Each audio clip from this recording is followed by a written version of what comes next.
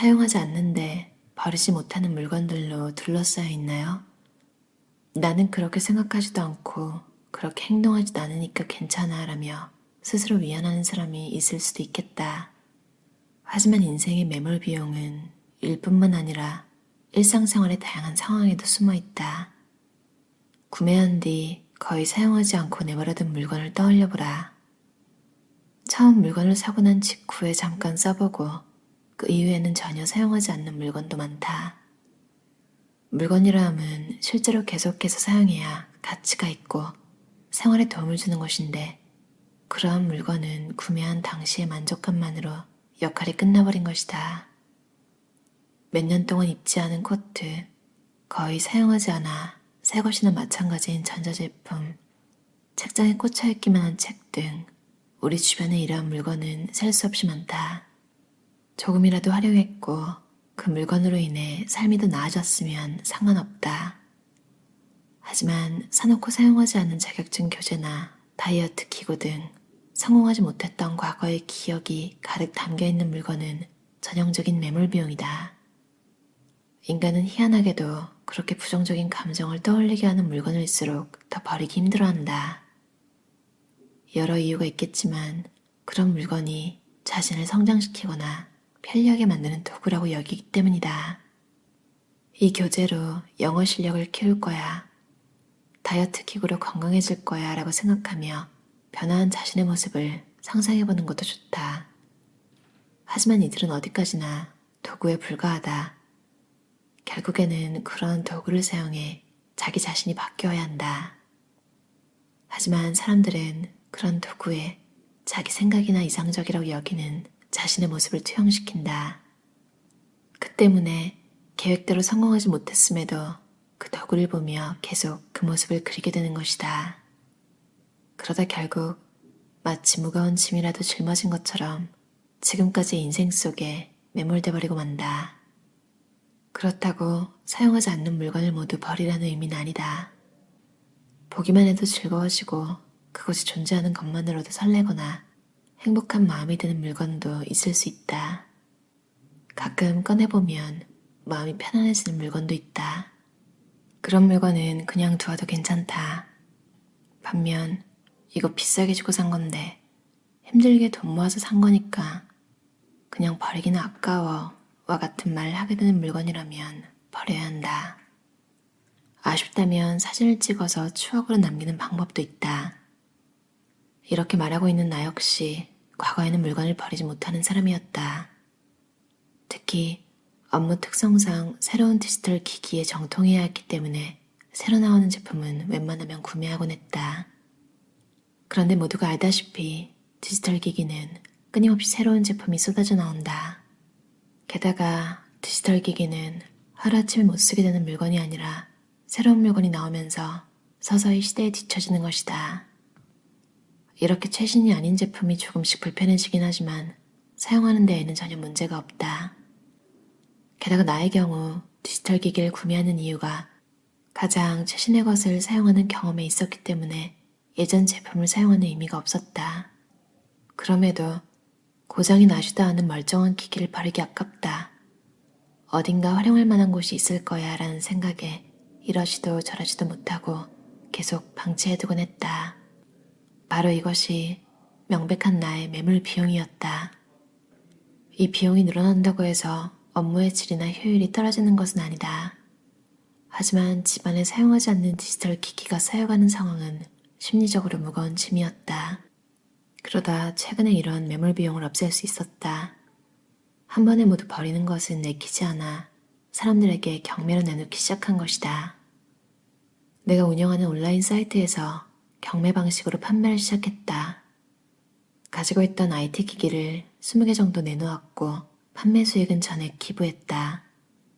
인터넷 세상 속에서 나와 느슨하게 연결돼 있던 사람들에게 내가 안 쓰는 제품을 판매했고 덕분에 제품의 사용 후기를 들을 기회도 생겼다. 흥미롭게도 이 경험을 통해 여러 가지 정보를 얻기도 했다. 사실 디지털 카메라를 내놓았을 때는 솔직히 이걸 사는 사람이 있을까? 라고 생각했다. 제품 자체는 성능이 뛰어났으며 여전히 잘 작동했다. 그렇지만 누구나 스마트폰으로 더 간편하게 예쁜 사진을 찍을 수 있는 시대이니만큼 이 물건을 사는 사람이 나타나지 않을 수도 있겠다는 생각에 반쯤 포기했었다. 그런데 정작 판매를 시작하니 구매를 원하는 사람이 여럿 있었고 결국 경매를 통해 판매를 완료했다. 최종 낙찰받은 사람에게 디지털 카메라를 구매한 이유를 물어봤더니 아이 수학여행 때 쓰려고 샀다는 답이 돌아왔다. 초등학교에 통신 기능이 있는 기기는 수학여행에 가져갈 수 없다는 교칙이 있는데 그렇다고 해서 새로운 카메라를 사주기는 부담스러워서 고민 중이었다고 했다. 마침 그때 저렴한 가격의 카메라가 경매에 나와서 기쁜 마음으로 구매했다는 것이다. 나는 이 대화에 내심 놀랐다. 전혀 예측하지 못한 수요가 있을 수 있고 나에게는 매몰 비용이지만 다른 사람에게는 꼭 필요한 자원이 될 수 있다는 사실을 새삼 깨달은 순간이었다. 생각해보면 공유 경제 역시 원래 이런 발상에서 시작된 것이다. 물건을 버리기 힘들어하는 사람이나 매몰 비용이 된 물건을 갖고 있는 사람이라면 그 물건은 꼭 필요로 하는 다른 사람을 찾아 넘겨주는 것도 방법이라는 사실을 잊지 않았으면 한다. 언젠가 이 사람이 나에게 도움을 줄 수도 있다고? No. 매몰 비용은 인간관계에서도 발생한다. 이를 본능적으로 알아차리는 사람도 있을 것이다.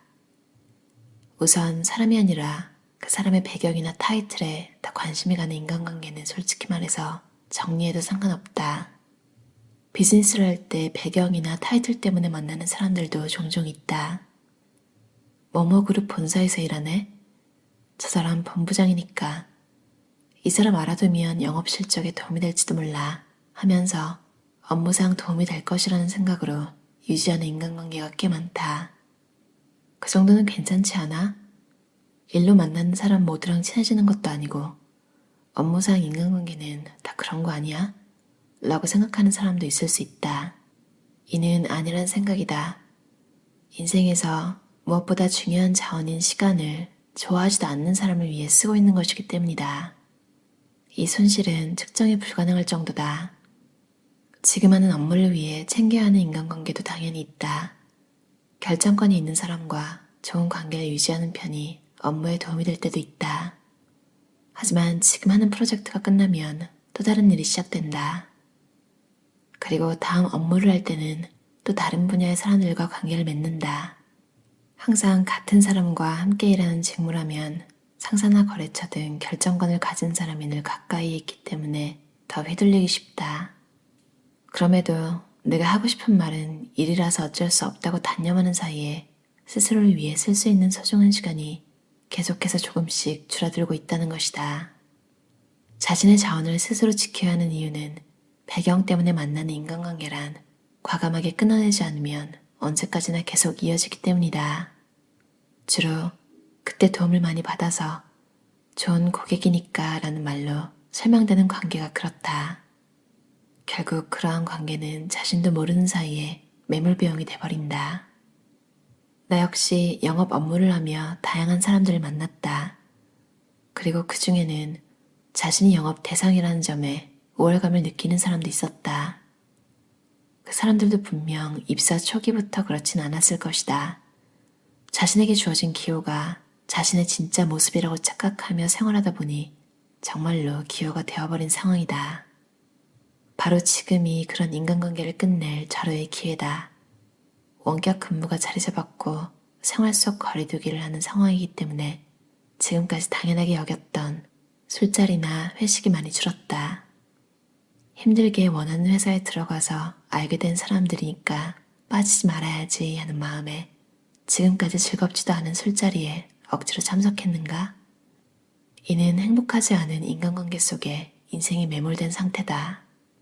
하지만 지금은 다른 선택지를 생각할 수 있는 환경이 갖춰졌다. 정말로 자신에게 무엇이 중요한지 고민해보고 이 술자리는 나의 소중한 시간을 투자하지 않아도 되는 자리야 라고 선택할 수 있다. 많은 직장인이 싫은데도 울며 겨자 먹기로 이어가고 있는 인간관계를 부담스럽다고 느끼고 있다. 지금을 가장 좋은 기회라고 생각하고 매몰 비용이 된 인간관계를 확실하게 정리하길 바란다. 사와 마도카 저자의 때려치우기의 기술이라는 책이었어요. 곤도마리에 씨의 책을 봐도 그런 내용이 나오잖아요. 뭐 영어 책이나 이런 거 그걸 갖고 있으면 언젠가 할 것 같은 거예요. 뭔가 새로운 기술을 배우는 거나 저도 이런 내용을 볼 때마다 뜨끔하는 것들이 생각이 나고 그런데 가끔이라도 할 때 이렇게 즐거우면 모르겠어요. 근데 그냥 그게 인생에 부담이 되고 뭐 딱히 필요도 없고 뭐 즐겁지도 않고 하다면 어떻게 보면 포기하는 것도 뭐 패배하고 이런 게 아니라 에너지를 아끼는 게 될 수도 있겠죠. 다른 데 더 시간을 쓸 수 있으니까. 그리고 뭔가 이룰 수 없는, 그러니까 이룰 마음도 없고 뭔가 연습도 안 하고 공부도 안 하고 근데 막연히 로망만 있는 그런 것들을 정리하고 나면 인생에서 매일매일 뭔가 찬찬하게 그것 때문에 부담을 느끼던 마음, 그러니까 나 왜 그걸 안 하지? 난 게으른가? 자꾸 부정적인 생각이 은근히 들잖아요. 이럴 때는 사사키 우미오 씨의 방법도 좋은 것 같아요. 나는 단순하게 살기로 했다라는 책이 나오는 건데 일단 팔아봐요. 일단 정리를 하고 그게 정말로 필요한 게 느껴지면 결국 다시 사겠죠. 근데 이제 두 번째 산 거는 정신을 이제 차리고 아 내가 이거를 은근히 잘 사용하고 없으면 안 되는 물건이었구나 이런 게 느껴지면 최소한 이제 이걸 버릴까 말까 하는 고민 같은 거는 없어지잖아요. 그것만으로도 굉장히 도움이 되는 것 같아요. 왜냐면 뭔가를 볼 때 양가 감정이 들 때 제일 괴롭지 않나요? 그러니까 이거 정리해야 되지 말아야 되지 모르겠어. 그러니까 우유부단하게 느껴지기도 하고 내 자신이 그리고 정말로 답을 모르겠기도 하고 생각만으로 안 되는 거는 그냥 일단 질러보는 게 괜찮은 것 같아요. 그리고 정말 그 인간관계 매몰 비용에 대한 내용도 공감이 갔는데요. 뭐 그 사람이 어디 회사에 무슨 직급이라고 해도 내가 그걸로 혜택 보는 게 있을 가능성이 높을까요? 거의 없지 않나요? 그러니까 영업을 하거나 뭐 같이 사업을 하거나 뭐 그런 업계에 있어서 그런 거는 아예 애초에 그렇게 명함을 교환하거나 뭐 했겠죠. 인사를 나누거나. 차라리 비즈니스적으로 깔끔하게 돈 받을 거 받고 둘 거 주고 이런 게 낫지. 애매하게 뭐 혹시나 미래에 언제 뭐 생길지도 모르는 그런 기회 같은 거를 위해서 뭐 물론 그 사람과 시간을 보내는 게 즐거우면은 우정을 나누는 거죠. 근데 그런 재미가 하나도 없는데 정말 미래에 혹시나 하는 마음 때문에 시간 낭비하고 뭐 형편이 여유로운 것도 아닌데 막 선물을 보낸다거나 그런 건 좀 부질없지 않나. 오히려 나한테 돌아오는 게 없었을 때 배신감이 느껴질 수 있겠죠. 왜냐면 내가 여유가 없는 상태에서 어떻게 보면 그 사람한테 투자를 한 거잖아요. 그러니까 바라는, 그러니까 뭔가 보상 심리가 있는데 돌아오는 게 없으면 그냥 분노만 생기고 별로 더 좋지 않겠죠. 알아요. 그러니까 안 되면 되는 거라 책에 이렇게 적혀 있는데 이게 쉽지 않은 말이라는 거 아는데 또 포기하지 않고 밀어붙여서 성공하신 분들이 계시고 근데 의외로 뭔가 성공하신 분들 인터뷰 보면 금방금방 때려치운 이유가 굉장히 많잖아요. 그러니까 뭐가 이렇게 될 것 같아서 시도했는데 안 돼서 관두고 딴 걸 했어요. 근데 그것도 안 돼서 딴 걸 했는데 이게 터졌다. 혹은 굉장히 오래 뭔가를 했는데 적성에 안 맞는 걸 알고 뭔가 어떤 깨달음 이런 게 온 순간에 바로 관뒀다. 그리고 적성에 맞는 걸 찾거나 어떻게 보면 그게 메타인지라고 하잖아요. 자기 객관화가 굉장히 잘 되는 거. 내 감정에 솔직하게 단 한 번뿐인 인생을 더 의미 있게 살아가자. 이게 이 책의 취지인데 이렇게 살 수 있으면 정말 좋을 것 같다는 생각이 들어요. 저도 참 겁이 많아서 돌아서 결국 원하는 걸 하나씩 하나씩 해나가고 있긴 한데 약간 뭔가 실패했을 때 다시 일어설 도움을 줄 그런 기반이 없으면 아무래도 도전하기가 좀 힘들잖아요. 그래서 좀 시간이 걸리더라도 나를 위해서 내가 나한테 좀 뭐랄까요 기회를 주는 어제 올린 책에는 이제 단호함을 가지면 단호한 사람이 돈도 잘 모은다고 하잖아요. 좀 기회, 실패할 수 있는 기회라는 게 어떻게 보면 좀 경제적인 것들이 많은데 나를 잘 챙기고 단호해져서 그런 기반을 잘 갖춘 다음에 나에게 좀 투자를 할 수 있는 삶, 그런 삶 사셨으면 좋겠어요. 들어주셔서 감사합니다.